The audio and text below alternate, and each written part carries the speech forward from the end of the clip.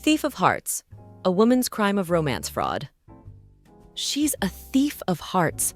No one ever takes what's mine. The song rang out in the dimly lit lounge as Esther caught the eye of a captivating stranger. Welcome to the Will I Be Happy channel. I'm your narrator, and this time we'll dive into the dangerous world Esther has entered in pursuit of her dreams in 1980s New York City. The neon lights of Manhattan blazed like beacons in the night, beckoning Esther to step out of the shadows and into the alluring world that pulsed with an energy all its own. At just 25 years old, she had traded the claustrophobic confines of her quiet hometown for the promise of a new life, one filled with excitement, opportunity, and the chance to reinvent herself. As Esther made her way through the crowded streets, the cacophony of car horns and bustling crowds was like music to her ears. This was where she belonged. She was sure of it.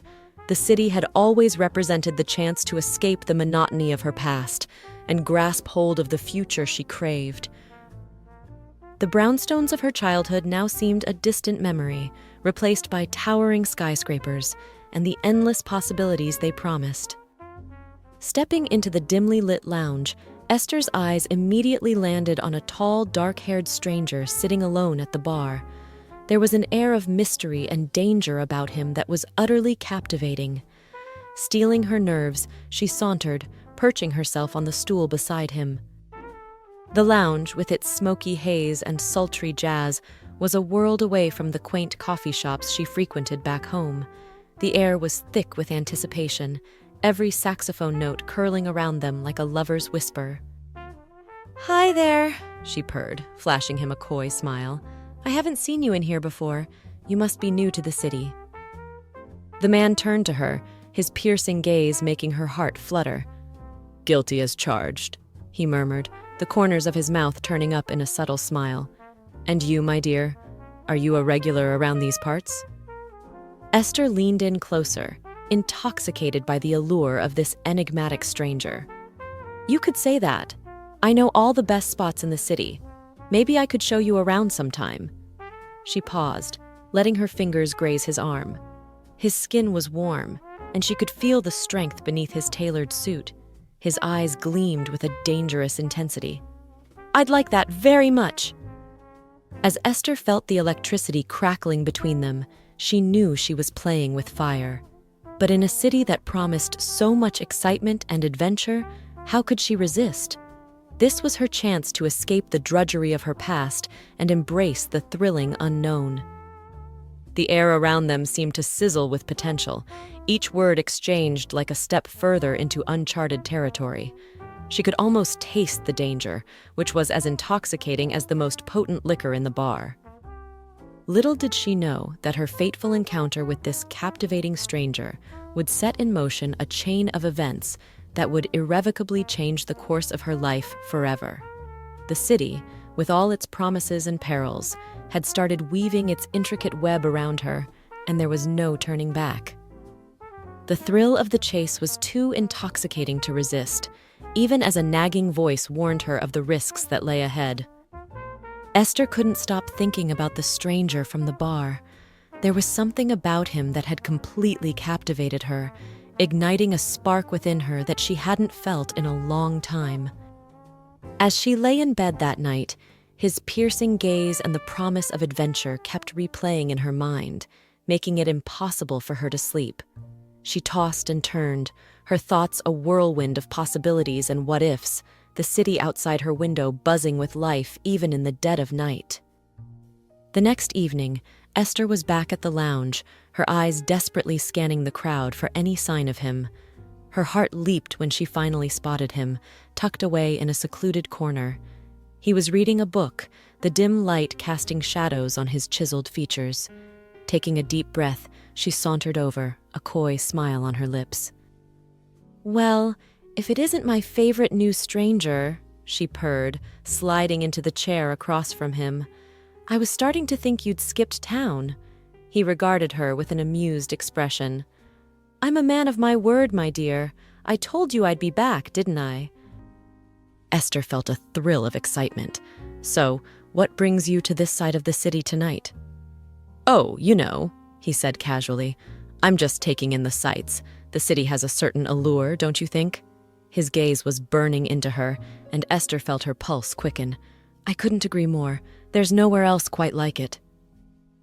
They fell into an easy conversation, the air crackling with a palpable tension. Esther found herself drawn in by his wit, his charm, and the sheer magnetism of his presence. He was a puzzle she was desperate to solve, a mystery she couldn't resist unraveling. She leaned in closer, catching every nuance of his voice, every flicker of emotion in his eyes. The air between them grew heavier, the space shrinking as the world outside seemed to fade into oblivion. As the night wore on, however, Esther began to sense that there was more to this man than met the eye. The way he carried himself and the guarded look in his eyes was all a carefully constructed facade, hiding something darker. His stories, though fascinating, had an air of rehearsed detachment, as if he was trying to keep her at arm's length while drawing her in at the same time. But Esther couldn't bring herself to care. The thrill of the chase was too intoxicating, the promise of danger too alluring. She was falling, and she was falling hard. Even as the nagging voice in the back of her mind warned her to be cautious, she couldn't resist the pull of this captivating stranger. Little did she know, the web she was weaving around herself was about to become increasingly tangled and treacherous. The nights grew longer, their encounters more frequent and charged with a sense of urgency and danger. Each meeting left her wanting more, craving the next piece of the puzzle, the next adrenaline rush. The mysterious stranger, named Victor Calzone, has completely captivated Esther, but what secrets is he hiding? And how far will she go to uncover the truth? "Which leg do you want me to break?" the song growled, as Esther's world was rocked by a stunning betrayal. The web of deceit was closing in, and she was caught in a game far more sinister than she could have imagined. As Esther sat across from Victor in the dimly lit booth, her heart pounded with a mix of anticipation and unease. She had finally confronted him about his past, and he revealed the secrets he was hiding, his former role in an Italian mafia organization. The revelation had left her shaken to the core. "The truth is, I'm not the man you think I am. I have connections, powerful ones, and I'm involved in things that could put both of us at risk," Victor had admitted, his voice laced with a dangerous intensity. Esther's mind raced as she processed his words. The charming, mysterious man she had been drawn to was not just hiding secrets. He was entangled in a web of criminal activity. The allure that captivated her now felt like a noose tightening around her neck. "But why didn't you tell me a few weeks ago? Is that why you didn't give me your address, your phone number?" she demanded, her voice trembling. "Why let me get involved if you knew the danger?" Victor's eyes softened slightly, a rare vulnerability seeping through his hardened exterior. "Because I didn't want to lose you," he said quietly. "You were the one good thing in my life, Esther. I thought I could protect you." But a commotion erupted across the lounge just as Esther was about to press him further. Heads turned as a group of armed men in suits stormed through the doors, their eyes scanning the crowd. "There he is," one of the men shouted, pointing directly at Victor. "Victor Sinclair Calzone, you're under arrest." Before Esther could react, strong hands were grabbing her from behind, wrenching her from the booth. "And you, lady, are also under arrest. You're implicated in this man's crimes." As Esther was hauled away, her mind reeled. Victor, the man she had become so captivated by, was a criminal? And somehow she had been dragged into his web of deceit. The betrayal stung like a knife to the heart, and Esther realized she had been played for a fool. All the while, she had been falling deeper into a dangerous game that threatened to consume her entirely. Now, as she sat in the back of a police car, the gravity of her situation sank in. She had risked everything to come to the city, only to find herself caught up in a web of lies and criminality. And there needed to be a telling how far-reaching the consequences might be. The city that once promised excitement and new beginnings now felt like a labyrinth of danger and deception. Esther's dreams of freedom and adventure had turned into a nightmare, from which there seemed no escape. The neon lights of Manhattan, which had once seemed so bright and welcoming, now flickered ominously in the distance. Esther's world has been shattered by a shocking betrayal, as the mysterious man she was falling in love with is revealed to be a wanted criminal.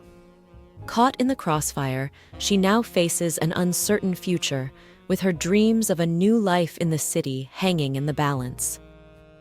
"You're a thief of hearts, and now you'll have to pay," the lyrics echoed as Esther's world came crashing down around her. Esther's mind raced as she tried to process Victor's startling revelation. Powerful connections? Deadly risk? What had she gotten herself into? As she lay awake that night, after they were both released from hasty police custody, the weight of her situation began to sink in. She had become entangled with a mafia man who was clearly involved in something far more sinister than she could have ever imagined, and by extension, her own life was now in jeopardy. The city's neon lights, once a symbol of hope and adventure, now cast ominous shadows on her apartment walls, reminding her of the peril she faced. The next day, Esther found herself back at the lounge, her eyes scanning the crowd for any sign of Victor. She needed answers, and she needed them now. But when she finally spotted him, she was taken aback by the intensity of his expression. His usual composed demeanor was replaced by a palpable tension that set her on edge. "We need to talk," he said, pulling her aside. "There's been a complication." Esther's heart raced. What kind of complication? Victor's gaze darted around the room, his jaw tightening. "Someone's been asking questions. About me. About us." Esther felt a chill run down her spine. "Who? Who's been asking questions?" "I don't know," Victor admitted, his voice low and urgent. "But whoever it is, they're getting closer to the truth. And that means we're both in grave danger." Esther's mind whirled, her thoughts racing as she tried to make sense of this new development. "What are we going to do?" Victor's expression hardened. "We need to disappear. Tonight. I'll make the arrangements." Esther felt a surge of panic. "Disappear? But what about my life here, my job, my apartment, everything I've worked for?" Victor gripped her arm, his eyes burning with an intensity that made her heart skip a beat. "Don't you see, Esther? This is bigger than all of that. Your life is at stake. We have to leave now before it's too late." As Esther stared into Victor's eyes, she felt a sinking realization wash over her. She had become a pawn in a game far beyond her understanding, and now her only choice was to run. But even as she agreed to Victor's plan, a part of her couldn't help but wonder if she was making the biggest mistake of her life. The hours leading to their escape were a blur of frantic preparation. Esther packed a small bag, her hands trembling as she shoved essentials into it. Once a playground of endless possibilities, the city now felt like a prison closing in around her. She thought of her friends, her job, the life she had built from scratch. Could she just leave it all behind? Victor remained a constant presence, his urgency and determination keeping her grounded. They met in a secluded alleyway on the Lower East Side of Manhattan, away from prying eyes and potential threats. He handed her a pocket knife, a wad of cash, and a fake ID. "We'll stay off the grid," he instructed. "No contact with anyone from your past life. It's the only way to stay safe." As they boarded a bus heading out of the city, Esther's mind raced with questions and doubts. Who were they running from? How deep did Victor's connections go? And most pressing of all, could she really trust him? The bus ride was long and silent, the weight of their situation hanging heavily between them. Esther stared out the window, watching the city lights fade into the distance. Each mile they put between themselves and Manhattan felt like a step further into the unknown, but also a step away from the danger that had been closing in on them. As dawn broke, they arrived at a small, inconspicuous motel. Victor checked them under false names, and they settled into their room, the tension palpable. "This is just temporary," Victor assured her. "We'll find a more permanent solution soon." But Esther couldn't shake the feeling of dread. Her life had been turned upside down, and she was now a fugitive, running from threats she didn't fully understand. The man she had fallen for was at the center of it all. Despite his reassurances, she couldn't help but wonder if trusting him was her only option or her greatest mistake. Esther's world has been turned upside down as she's forced to confront the dangerous implications of her relationship with Victor. Now, with their lives on the line, they must make a desperate attempt to disappear. But at what cost? Before she could gather her thoughts, the door creaked open and a strange man entered their room. "Stop! Now sit your ass down!" the song demanded as Esther found herself face to face with a new player in this tangled web of deceit. Esther's mind raced as she sat in the dimly lit motel room, flanked by Victor and the mysterious stranger. The two men were engaged in a tense discussion, their voices low and urgent, as Esther tried to make sense of the situation. Shadows danced on the walls, cast by the flickering light of a single dusty lamp. The atmosphere was tense, and Esther could feel her pulse throbbing in her temples. "So, the evidence has been taken care of?" Victor asked, his brow furrowed with concern. The stranger nodded, a slightly sinister smile playing on his lips. "Of course, your name has been cleared and the authorities are no longer a concern." Esther felt a chill run down her spine. Had Victor managed to evade the law after all? And who was this new player in the game, and what were they planning? The stranger's presence was unsettling, his calm demeanor and sharp eyes suggesting a man who thrived on control and manipulation. As if sensing her unease, the stranger turned his attention to Esther, his gaze piercing. "And what about our little friend here? What shall we do with this bad girl?" Victor's expression softened as he looked at Esther, and for a moment she thought she saw a glimmer of regret in his eyes. "She's been through enough," he murmured. "I'll handle it." Esther's mind whirled, her thoughts racing as she tried to make the stranger arched a brow but nodded in acquiescence. "Very well, I'll leave you to it then."